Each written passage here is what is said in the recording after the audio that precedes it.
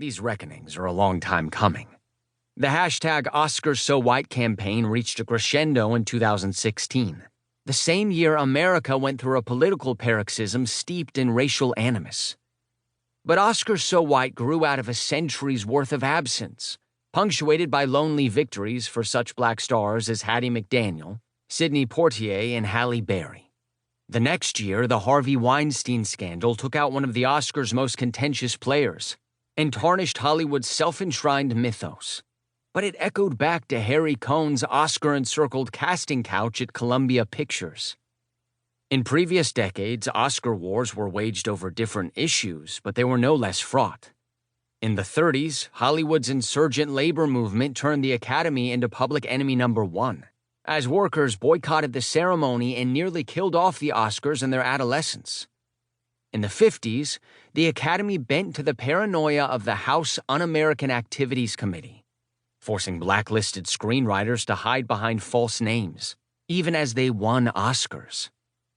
In the late 60s, with the studio system crumbling and the generation gap wide open, the Oscars were besieged by young people with long hair and risque tastes, as movies like Easy Rider heralded the arrival of the new Hollywood.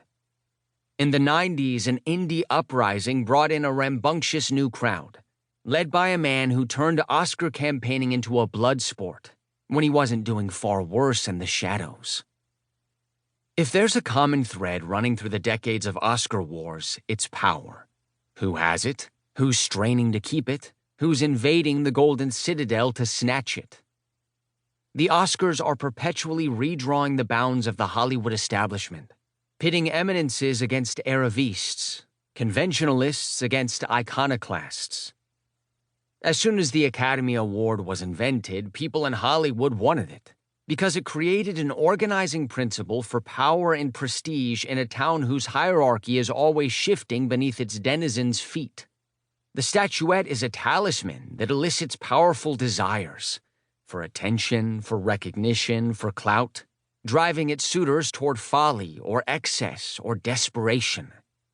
Art isn't meant to be ranked like a sports team or scored like a tennis match, but human nature drives us toward gamesmanship.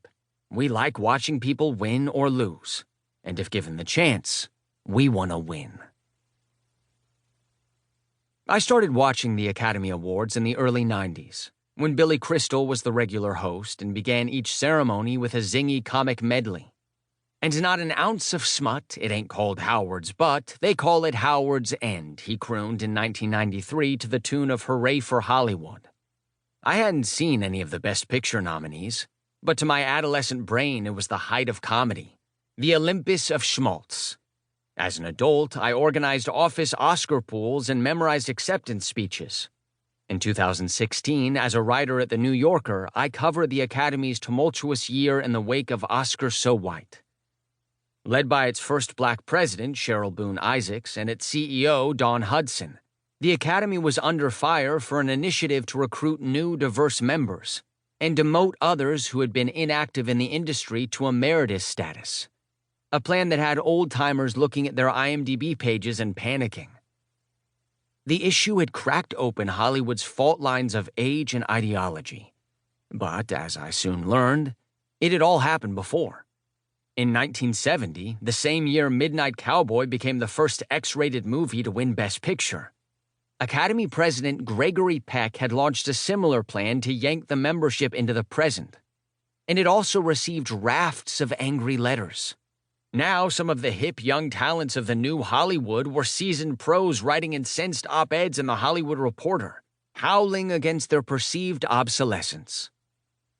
In February 2017, I went to the Oscars for the first time. Sitting in the press room at the Loews Hollywood Hotel, where dozens of journalists from around the world sat at long tables, I watched the show on a monitor. Occasionally, the newly minted winners were shown in to answer questions. In the back of the room was a reference table where Academy librarians sat with thick binders. Toward the end of the night, the energy in the room flagged as we lurched toward an inevitable Best Picture win for La La Land.